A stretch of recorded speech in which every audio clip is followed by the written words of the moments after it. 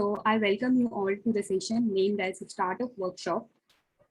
So my name is Pooja Pandre. I work as a marketing executive in Growcent. So as we all know, Growcent Investment Summit 2021 is to bring together the founders, investors, and industry experts under one platform. So today, the agenda of this session is to discuss, debate, and explain things of your own perspective regarding the startups, what investors look in a startup, things to be avoided by a startup, and how to reach out to the maximum customers and how to expand globally. Before we begin, I would like to introduce our moderator, Suchetana Ray, for this startup workshop session. So Suchetana Ray is the editor at Outlook Business, which is a property of Outlook Publishing India Private Limited. The Outlook Business has grown to be the second largest business magazine in the country. And previously, Suchetana has worked as a senior assistant editor at the Economic Times and at Hindustan Times. And also, Outlook Business is a media sponsor for our Growcent South Asia Investment Summit. I welcome you, Suchetana, for this session. Thank you. Additional to that, now I would also like to welcome and introduce our panelists who have participated for this session. So our first panel is Mr. Vikas Traveler, who is an entrepreneur, growth consultant, published author, and angel investor, and winner of British Council UK Alumni Awards 2020 for India and South Asia, and recognized as 40 and under 40 digital marketing leader. He is a co-founder and director of India's largest growth and digital marketing agency named as Social Bee, and also a co-founder of India's largest influencer marketing network named as Influencer.in, and DigiGrid, which is an edtech company focused on digital marketing training and skilling. Our second panelist member is Mr. Abhinav Sahai. He is a co-founder and COO of Misway Company. He is an entrepreneur with the vision to help entrepreneurs and building a workplace culture of authenticity and excellence. So at the Growth with HubSpot event in Singapore, he was a part of the panel on a successful agencies and also the HubSpot user group leader in the New Delhi. He have been covered in the media by The Week, Careers 360, The Telegraph, Social Samsa, Indiepreneur, and India Post. Our third panelist is Mr. Siddharth Bhansali, who is a senior serial entrepreneur with a passion for technology. He loves to help startups and have a team of highly skilled designers and developers that love to build. He is the CEO of Noises.tech, which is a technology studio based out of Mumbai, India. They build products for the education sector and offer product development services for building successful consumer and facing digital businesses. And he is also a chief technology officer at Zoom Media Networks.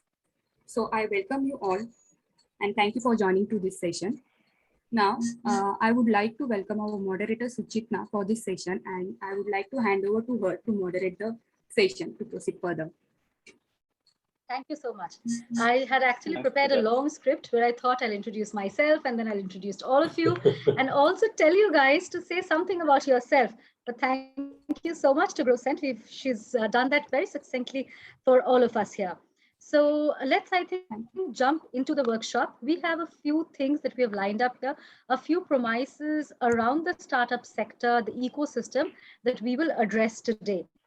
So I think the best way to go about it is that instead of me giving some history and geography of what startup is, everybody knows. I mean, as they say in Hindi, "Bachcha bachcha janta hai, startup kya hai." So I think the best way to go about this workshop to make it more exciting is that let me tell you the premises, let me pose a few questions, and let me go around the table to ask you for your inputs. Now, my first question is that we've all been hit by this digital transformation wave in India that has been brought about by the pandemic. And we've seen how this has also accelerated the rise of startups in India, especially the funding that we are seeing. And record number of unicorns are now being birthed on a daily basis. There's some data that I had found out that in the last year, calendar year, there were only 9 unicorns to have been birthed. This year already, I think by 17th of August, that's what the data said, there were 25 of them. What do you think is leading to this meteoric rise in startups? Is it quantitative easing in the US, money flowing in here? And what are the things that the startups should be wary about, given that there is a lot of money that investors are ready to park with them? Whoever wants to take it first. Should we start with Vikas? Yeah, absolutely. Thanks for having us, and thanks. I think great to connect with all of you, and thanks for that. Yeah, I think I think you already answered part of it. Yeah, I think it's definitely the inflow of funds across from North America and other markets into India is actually at an all-time high, and that's why you're seeing even the stock markets and multiple asset classes actually at an all-time high. And I think VC funding and PE funding is also in a similar pace, and I think that's one reason why you're seeing a lot of unicorns. I think the second is also that with what's happening around the world, India is probably a great place where the growth is happening, where consumers are actually getting back on their feet, and businesses are also slowly getting back on their feet. So I think that optimism comes from the fact that the market is so huge, and the potential for it to grow faster than the other markets is also much higher. So I think that's the second part of that puzzle that's really, I think, playing out. And the third really is, I think a lot of these businesses are actually a mix of B2B and B2C. So they're not just catering to Indian market, but also global markets, right? So I think the ability of Indian entrepreneurs to create global products and scale them, I think it's slowly starting to unravel, especially in the SaaS and B2B space. And that's, and Chennai being a hub of that from where I am, I think we're seeing a lot of that play out even locally over here as well. But I think others might be able to add on more. Right. I'll go across to Siddharth, Abhinav, whoever wants to take it up. Sure. No, thank you. Well, one, thank you for having me as a panelist here. It's great to be here, and I love having conversations around the startup ecosystem.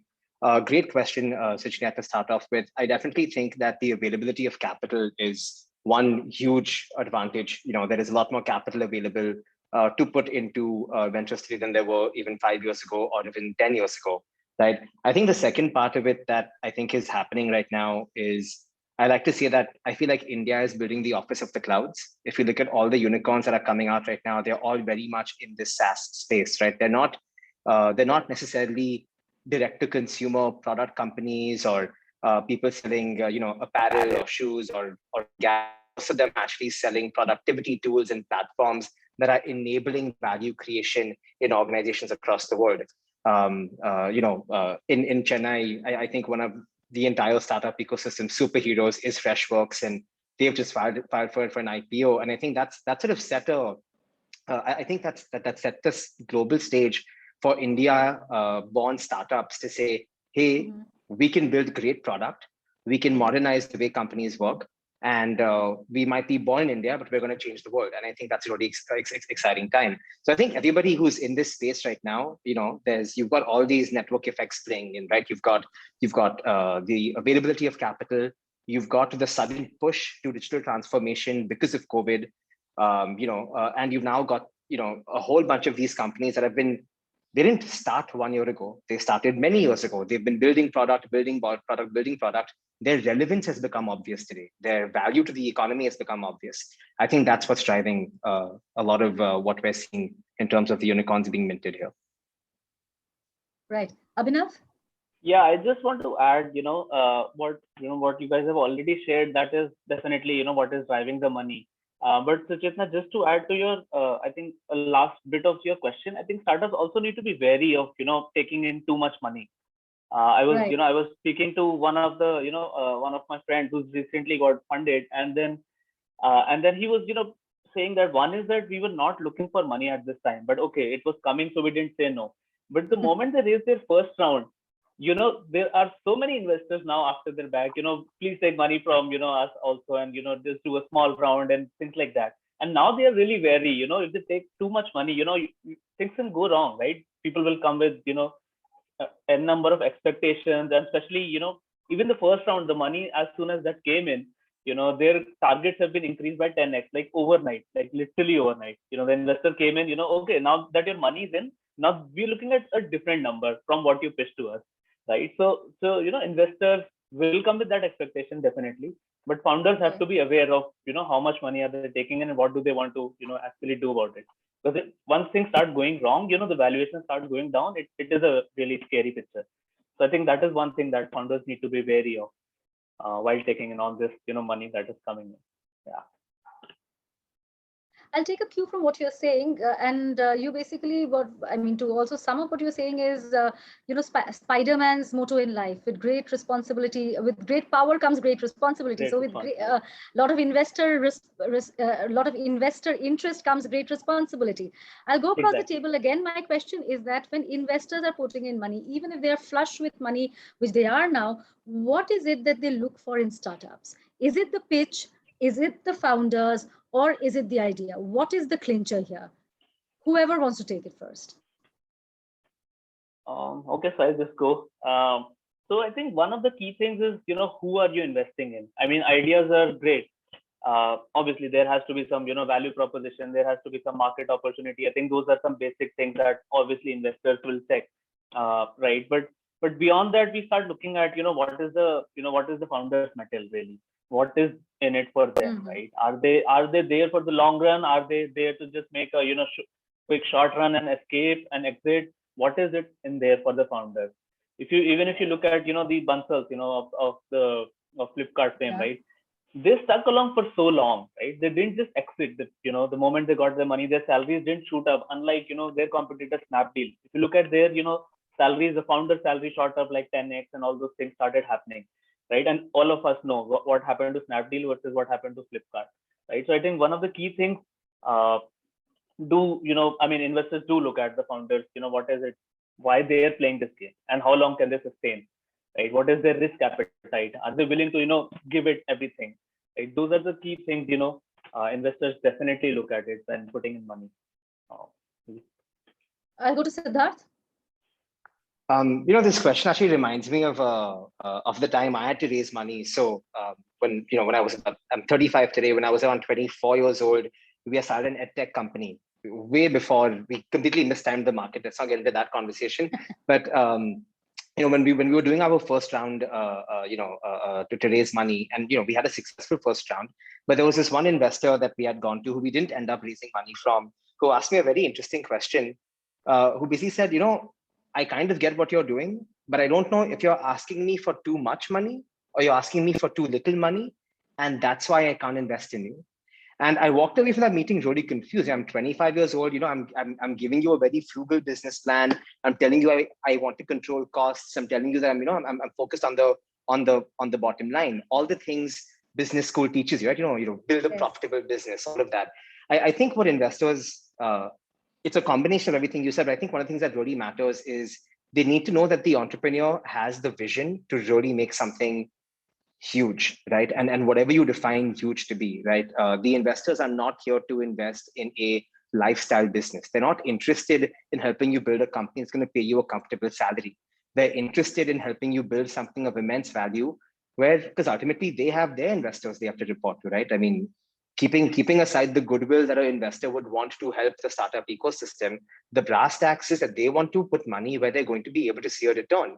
And the market won't define the return. The idea won't define the return. The entrepreneur will. So if you're going and raising money, you need to be able to present that very articulate vision of, hey, here's why this is a problem worth solving, or here's how big this can become. I think a lot of startups today, when they're pitching for ideas, when they're pitching for money, they get lost in the how will I do it versus what am I doing, right? And I think answering that what and then eventually the why becomes a very important aspect. You don't know where business is going to go.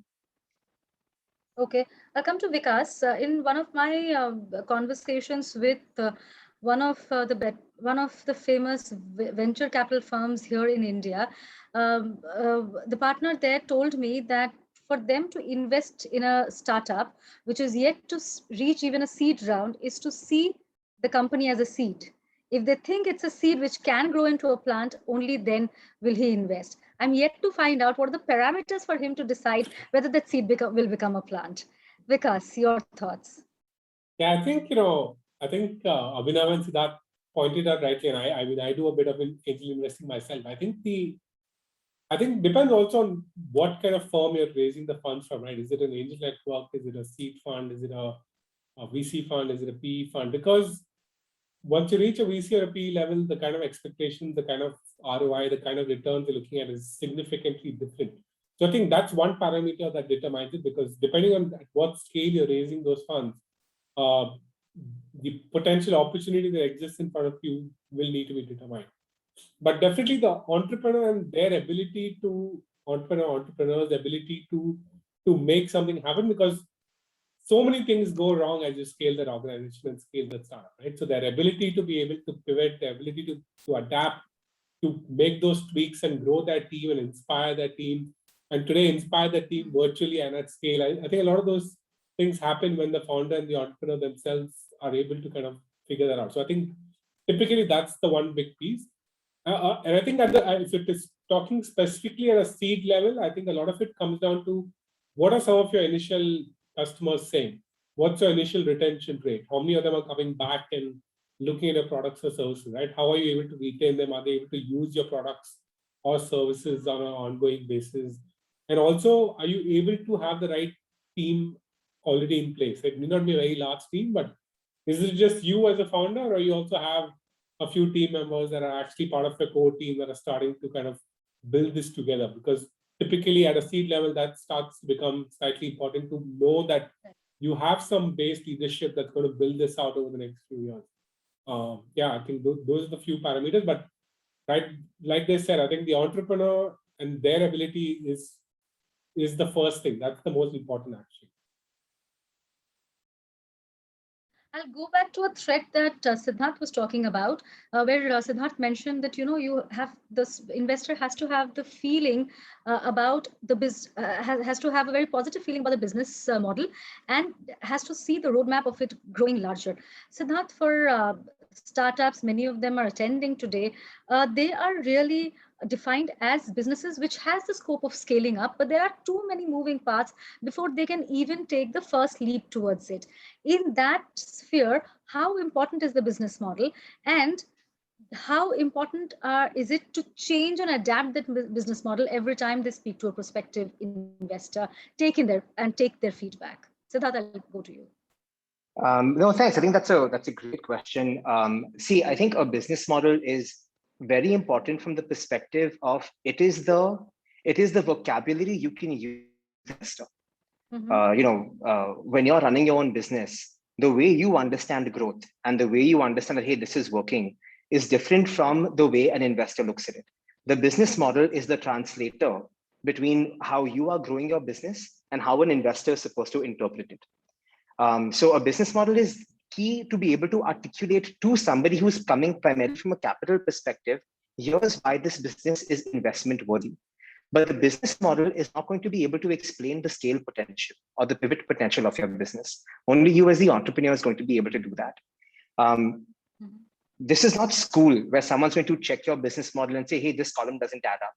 Or, oh, that 3-year projection you have doesn't make sense, or whatever, right? You're not submitting a business model for a professor to say how good, and therefore you'll get the money. The business model is there just to translate, here's what progress looks like on a balance sheet for this business. It also then serves as the framework within which you will pivot, right? You will start your year one by saying, hey, these 5 things in my business are driving top line. So I'm going to raise money to invest in these 5 things because I need to drive top line. Maybe you'll reach a point of scale at some point where, you know what, top line is looking great, but my cash flow is really struggling. My next round is going to have to be on investing things that will drive my bottom line. So it is that, at least for me, it's that translator, right? And your business model is not set in stone. It's going to keep changing. It is only a reflection of what you're currently doing at that time. It is not the determinant of what you will do at that time. Right. Same question will come to Abhinav with that business model.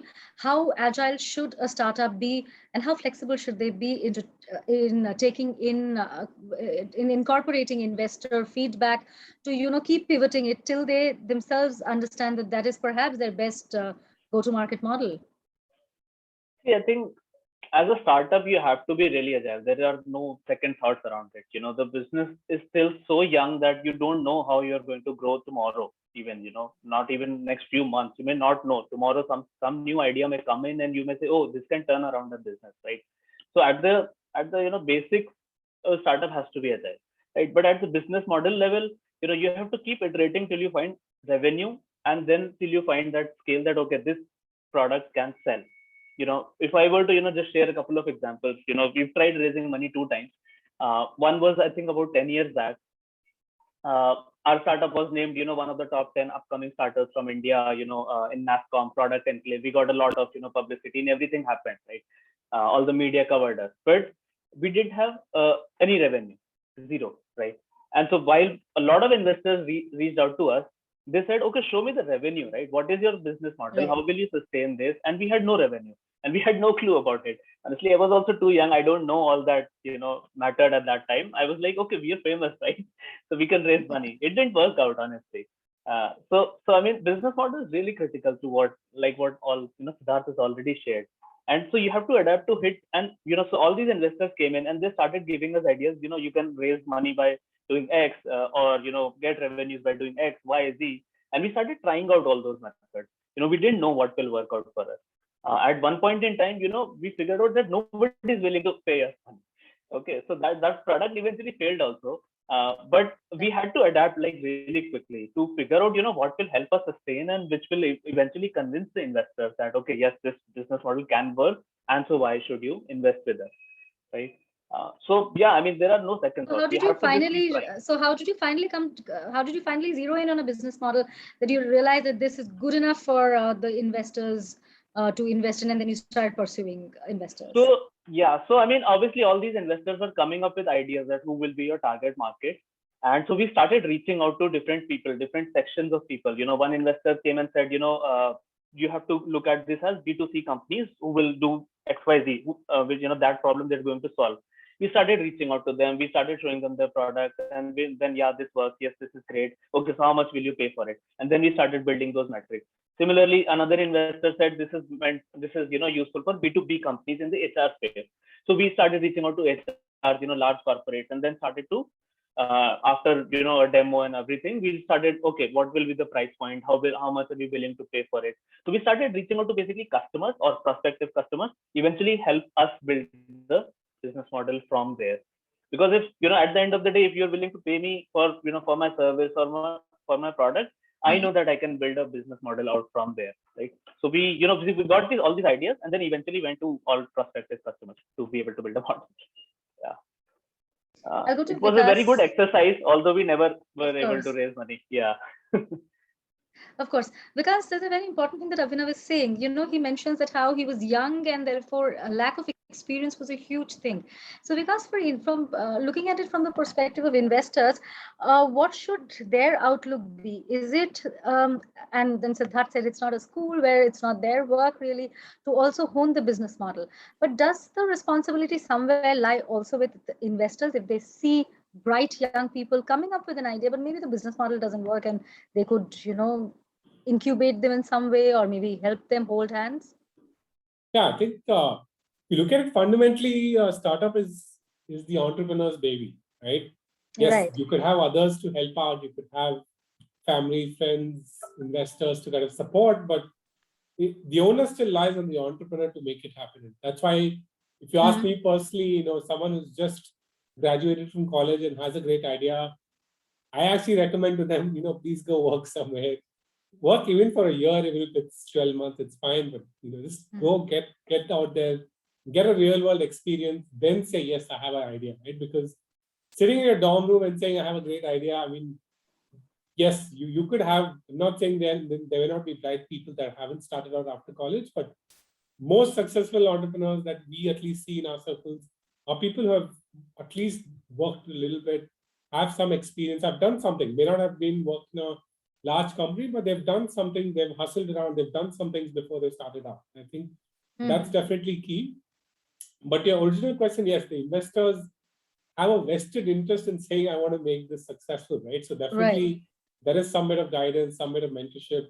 And depending on who you are as an investor, you may even be part of the actual team driving strategy and at a board level. So it depends on that, but definitely investors do play a role and should play a role in nurturing that entrepreneur and guiding them in the right way. Right. Siddharth, I'll come to the next question that I have, which is there are three things about which we've written reams of paper on. One is the X factor. The other is understanding the market very well. I'm talking from the perspective of entrepreneurs here. And the third is the capability that the startup team has. Now, these are very young people who are starting up in India. What are the tips that you want to give them to bring all three factors together? And if I've missed out on a factor which is even more important than the X factor or the market knowledge or the team composition, what is it?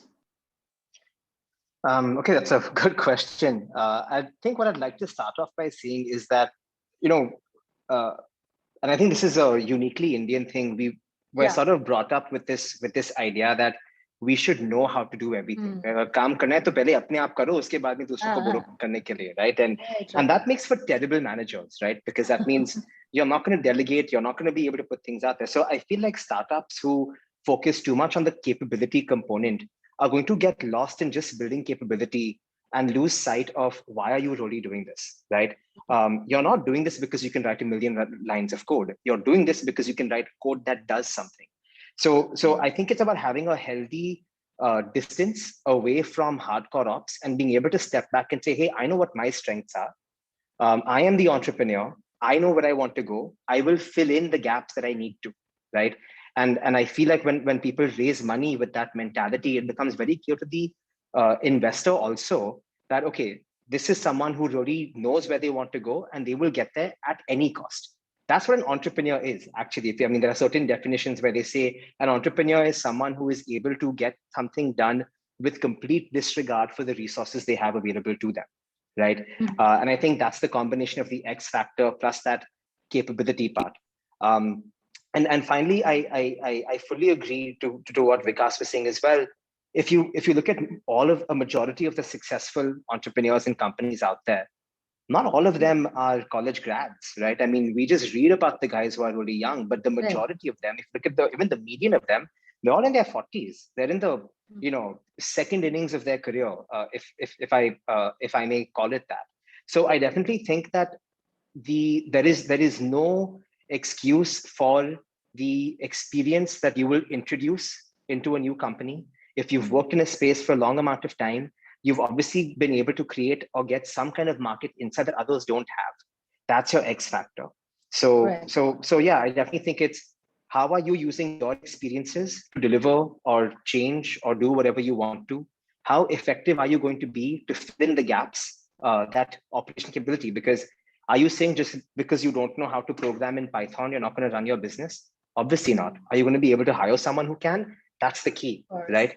Yeah. So I think that's where the overlap between these things lies. Right. Vikas? Yes. Yeah, I think the X factor, I think Siddharth summed it up really well. But I think, definitely to us, and we work with many startups as well. I think that it really, really comes down to the team. And because external scenarios change, and COVID, if anything that we learned from COVID is that you cannot control those externalities, right? So the team is what really determines some of that X factor. And the second would really be the moat that you have built around your business, right? What is it that you've built that somebody else will either take very, very long to build or cannot build at all, right? So, and I think the longer you are able to sustain that moat and able to penetrate into your market, that really provides an X factor that allows you to kind of, become a stronger player in the market that you are. But finding that moat is not always easy, but once you do find it and you double down on it, that can be a very, very strong factor for you to kind of grow. Abhinav? I think what what we've been looking at is mostly when it comes to X factor, two things. One is this: is the entrepreneur, coachable? Will they be willing to listen whenever advice comes in? A lot of founders just become too arrogant to listen to anybody, and they think they've done it all or seen it all themselves, right? So are they coachable? Is one thing. The other thing is, are they willing to coach others? Because as an entrepreneur, you're going to build a team. The team is going to deliver. You are just going to help them achieve their goals, right? So are you a good coach there? That is one thing. One thing in both aspects. Are they themselves coachable, and are they willing to coach their team? Is what we really look at. If the founder is, or the founding team is, in that aspect good, I think it's a very, very big plus point, because like what Vikas was saying, things will change, right? External parameters. How do you, change, adapt in that case? A person who's willing to get coached and listen to advice will get, moving along very fast. That's what we. Yeah. Abhinav, again, you're making a very valid point about, you're talking about the ability to make mistakes and perhaps learn from it as well. So at Outlook Business, the current edition that is on the website is going to hit stands on the 10th. I'm sorry, that's not marketing that I'm doing. I'm just saying that it is about mistakes that unicorns have made. We've chosen 5 unicorns, and we've seen. You must read it. It's on the Outlook. It's called Outlook Business, and the cover is right there. So there, when we were talking to these 5 unicorns, what we realized is that what stood out in these 5 unicorns is that they were just very ready to learn from that mistake. So how important is a mistake and the learnings from it for a startup which is looking at scaling up? Because I'll go to you first and then come to Siddharth. I think learning, right? Period. Mistakes or no mistakes, or because you're going to learn also from your competitors, you're going to learn from your customers, you're going to learn from things that you thought will work but did not work. And if you look at actually at interviews of the founders of InMobi and Naveen, I think some amazing things that they talk about, things that they really, really believed in but did not work, right? So you need to do 20 of those to come up with a glance that InMobi has, right? So that's really what learning is all about, to be able to continuously keep trying, push that envelope, and eventually you'll make it happen. So definitely, I would think learning is definitely key to the entire organization, which is why, many startups early on change their business models, pivot, completely go after a new customer set if required. And that is part of that learning, and the ability to also unlearn many things and then learn new things is definitely key to success as well. Yeah. Siddharth, same question to you. In part of that cover story that we were doing, we spoke to Ashmir Grover of BharatPay. 3 years, he's managed to build a unicorn in a very competitive market where he had giants like Paytm, right? Now, he says that pivot is a much abused word, because he says, that's what he said actually, that if you don't get it right the first time, it's unlikely that you'll get it right. And no matter how many pivots you go through, if you don't get the core of the business right, it's not going to scale up. Siddharth, do you agree with that? Or do you think that it's part of, scaling a startup up? You make mistakes, you fall down, you rise again, and the mythical unicorn is born.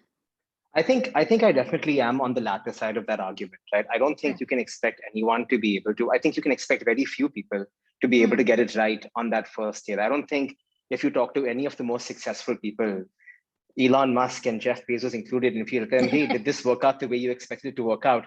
I doubt they're going to say, yeah, I called it 20 years ago, right? Or I called it whatever 50 years ago when I started these businesses.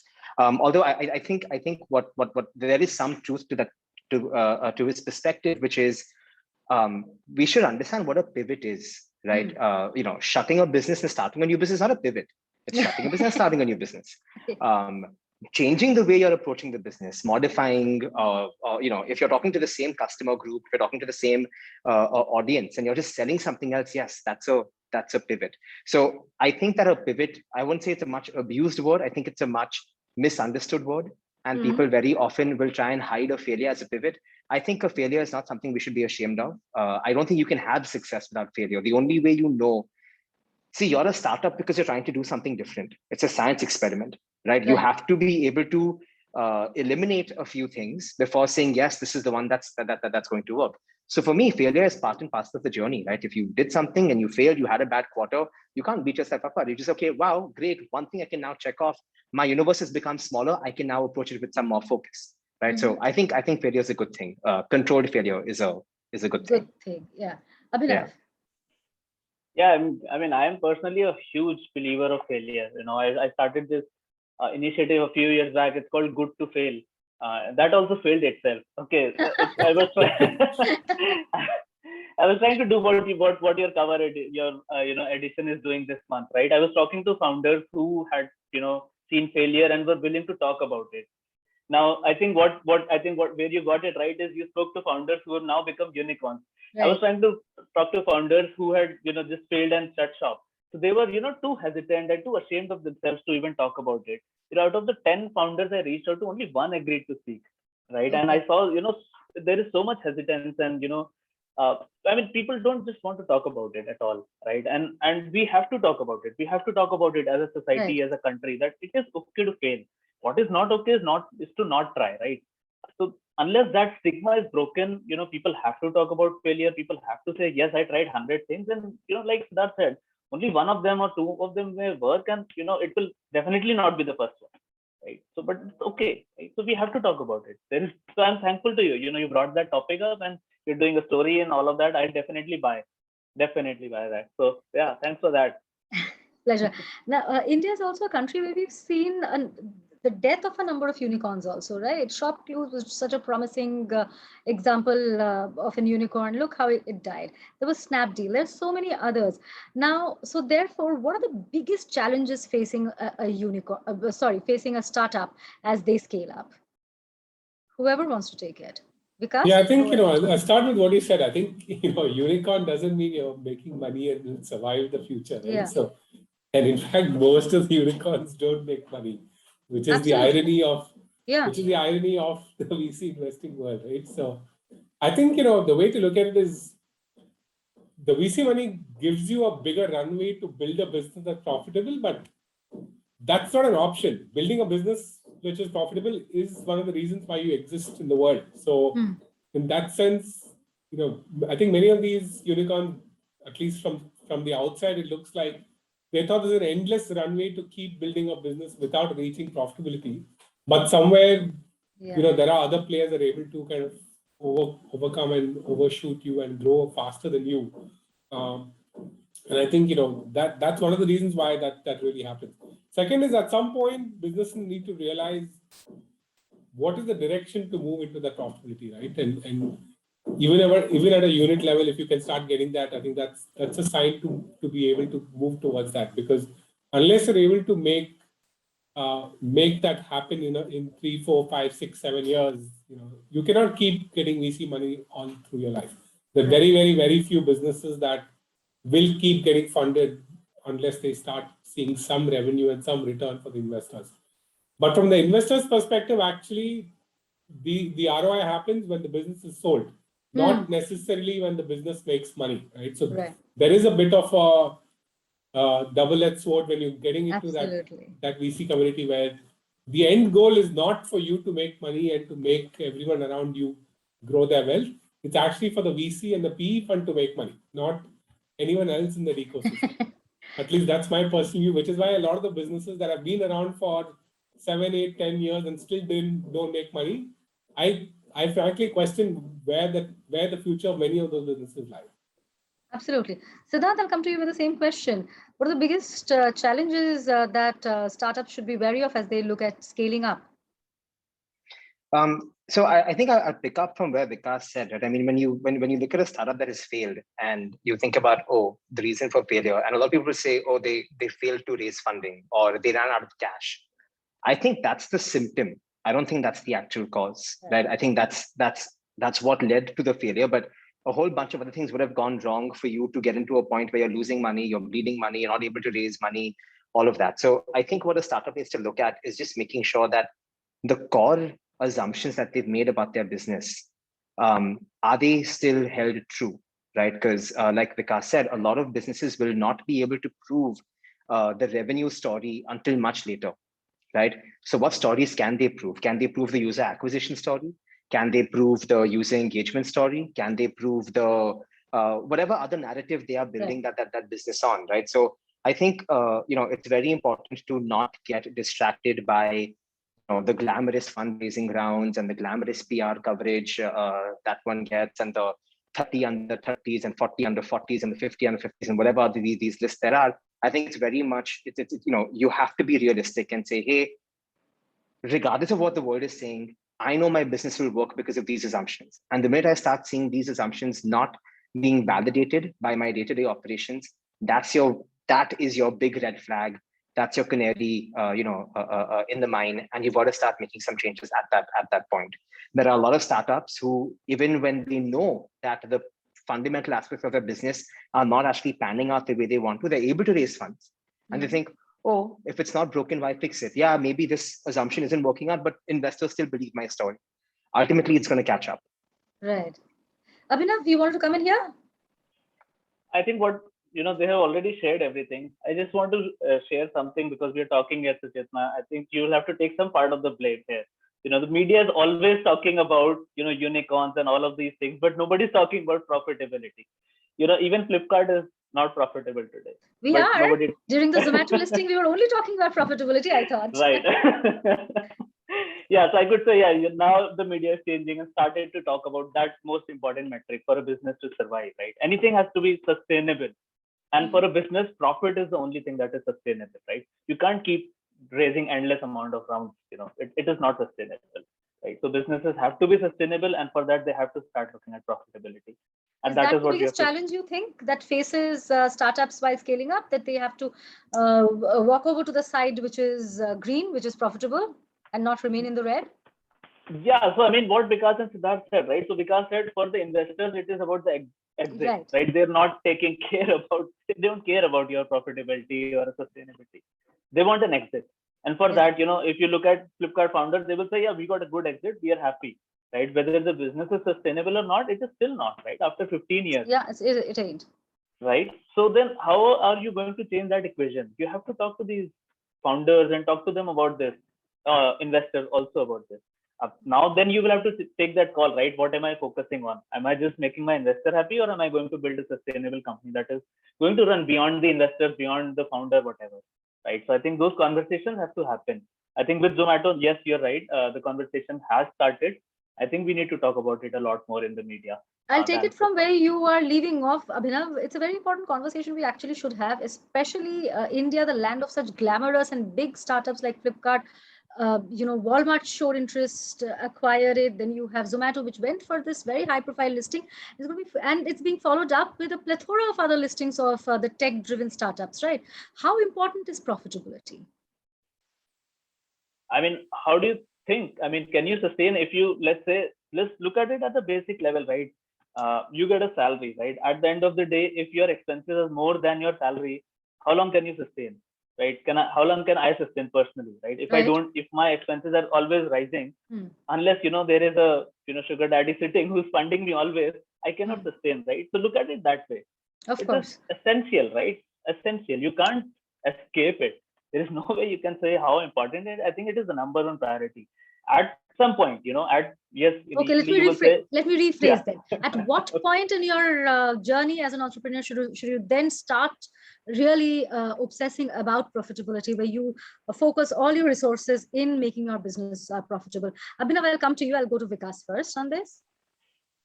Yeah, I think, defining a timeline is tough because different businesses have different journeys, and different industries will require different kind of capital to sustain.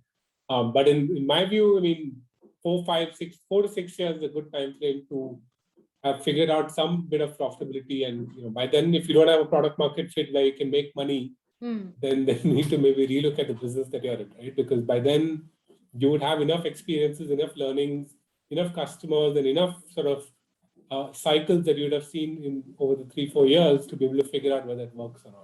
But what does the example of, say, these tech-driven startups teach us? Zomato, for example, Flipkart, Abhinav gave a great example there, where, it is about deep discounting because you're changing customer habits there. Absolutely, no doubt about it. I think, I always remember the number of the loss that Swiggy had 2 years back was 1 million a day, right? 1 million a day. I'm like, how can they lose 1 million a day? That doesn't add up, right? But, yes, you're changing behaviors, but at what cost and for how long? You can change behaviors over, that's why I said 4 to 6 years, right?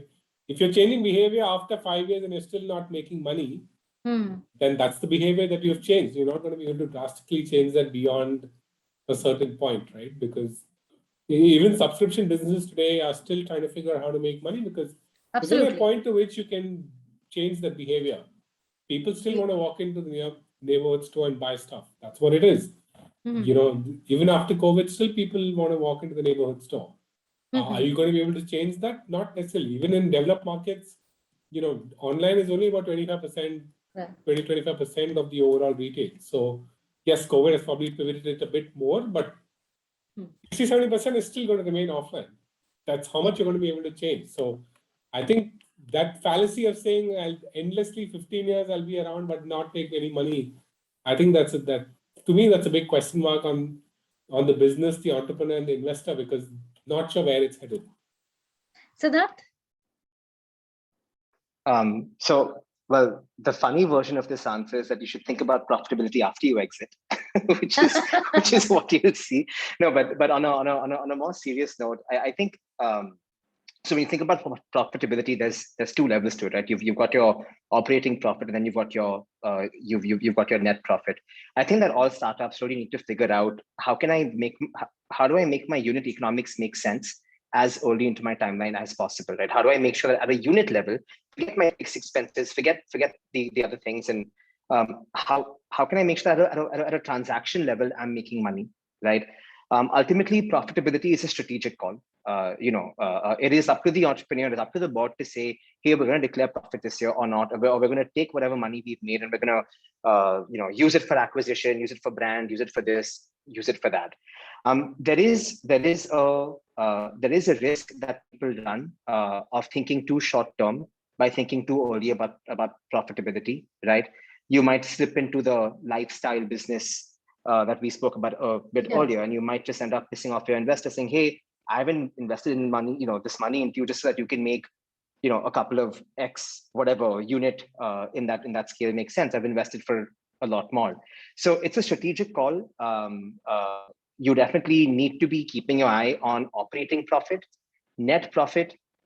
It really comes down to where the market is at the time. It really comes down to where you as a business are at the time. If you need to raise that next round, and the next round is going to be based on you, really blowing up your user base, then you're probably going to say that, hey, this year I'm choosing not to focus on net profitability. But my investors still need to know that on a per customer basis, I am very close to making money on that, right?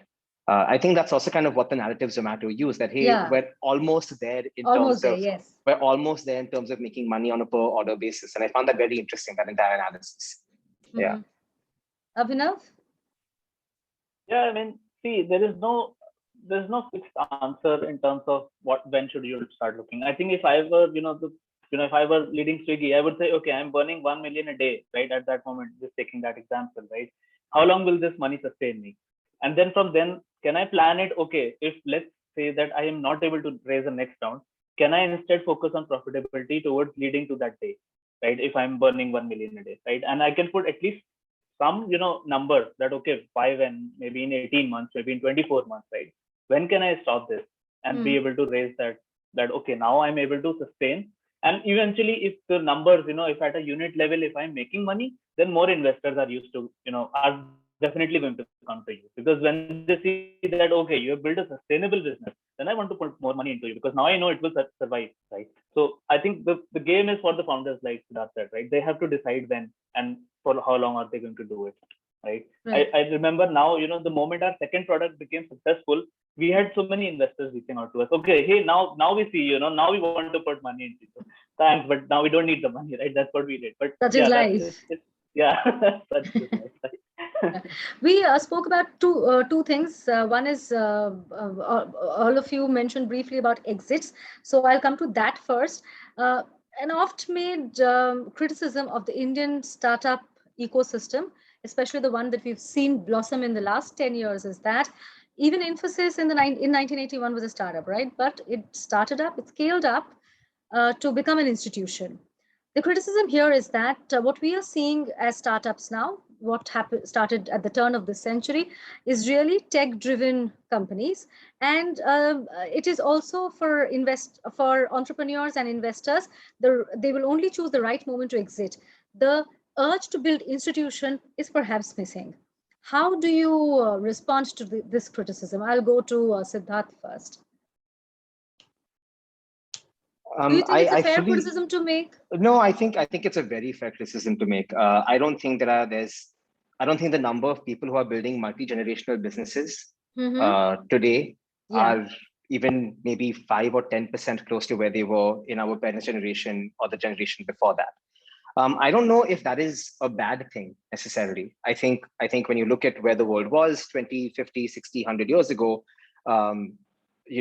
you didn't really know if there was going to be job security for your children and your grandchildren and your grand-grandchildren. And sort of, if you had the opportunity of building a multi-generational business, your kids would eventually take up, because there weren't that many great opportunities out there at that time. Today, that's not really the case that much anymore, right? Today, if you're in a family of a multi-generational business, one of the many options you have available to you is to go and join the family business, or to work at exciting companies like Apple and Google and Tesla, right? I mean, these are all real things. Or, hey, I have a great idea, I'm going to go out there and raise funding. I don't know what this looks like 10 years from now. I don't know what it means for our economy to not have institutions of business. Are we going to end up being a country that has a bunch of companies held held by a small group of people? I don't know. I think from a pure economic perspective, there is a risk to being so exit focused to everything. But I also believe market forces will at some point come in and help level this out, where there will be a value put to longer term businesses, to institutions, like you said, to the companies to the companies of Infosys and others out there. Right. Siddharth, in my long career as a journalist, I've pondered over this question actually for the last 6-7 years. And what I found out is that why there are so many exits perhaps is because if you were to set up a company which is multi-generational, which at least lasts one generation, the amount of the approvals that are required in India, as an MSME, you require 68,000 approvals across states. Yes. So, and imagine that it has to be renewed every 3 years. It's sector specific. 3 years is the smallest. So if you are to go through 68,000 approvals every 3 years, yes, exit would somehow look sweeter. Be a lot more. I do have one point to add, though. I think that if you look at companies like Asian Paints, which were family-held businesses, which are now fully corporate-driven, and what I think they are now the second most valued paint manufacturer in the world globally, right? One being Sherwin-Williams. I think that the corporatization story of India is just beginning. I think that it's not just about the generation coming forward and making a business last. I think even if we're able to start thinking about corporate legacy and corporate generations, I think that's going to be an interesting dynamic that we'll see play out, right? Yes. We saw it with Flipkart and the others. But we have great examples of that. There's L&T, there is ITC, corporatization of India. Vikas, I'll go to you with the same question.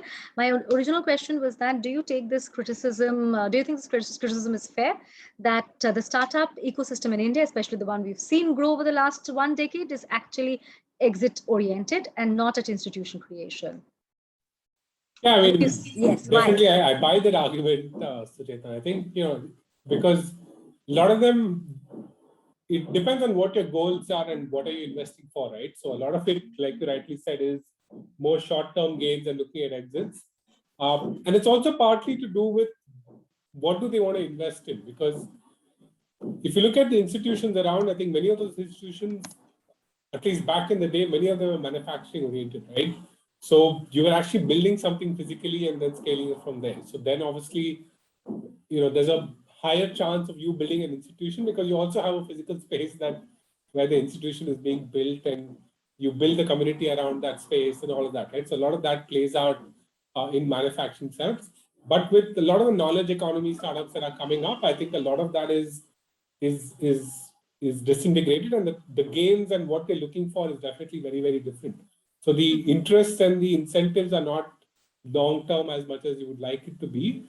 But I think the ability of startups to now do IPOs is definitely one step which will help in that, because that will allow them an exit, which is not necessarily an exit where the founder leaves and says, boss, ho gaya mera, I'm going to go have it is an exit like Narayana Murthy when he goes on to do bigger things in life, create a foundation perhaps, right? Yeah, exactly. So I think, the IPO gives an opportunity to do a exit of a different kind. And I think there are other opportunities of exits that are also emerging across the world, which allow the entrepreneur to really build an institution that's going to be around.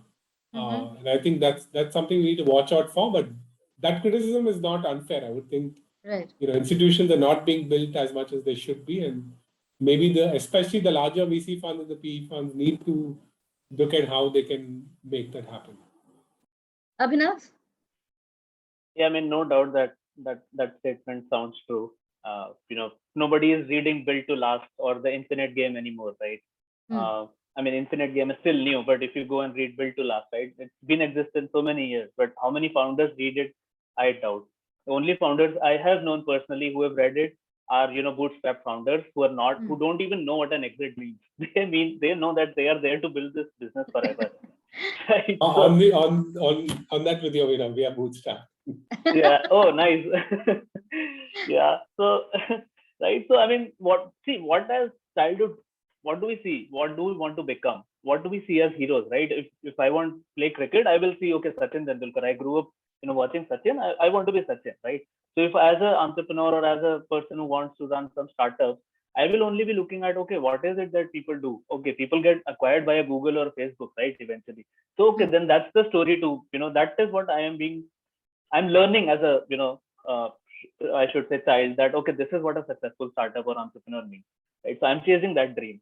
I don't even know a Built to Last is a format. Nobody knows that Sony can run over 100 years and still create good products.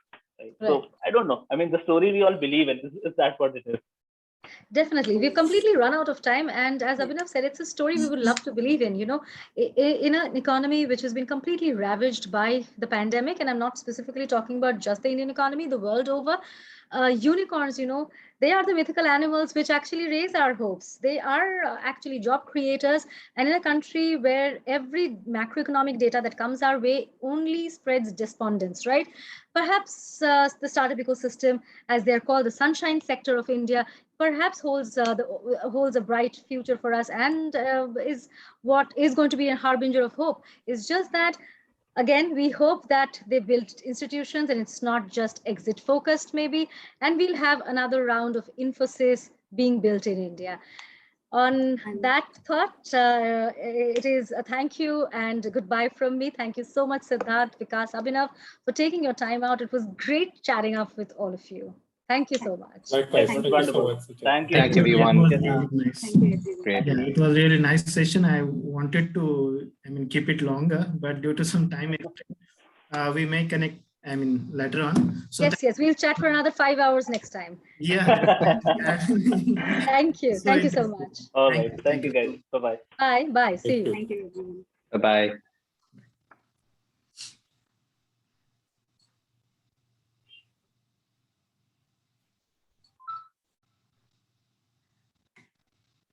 I would like to request our attendees to join our next session, which is a post-COVID-19 vaccination startups group and strategies. Thank you, everyone. Thank you.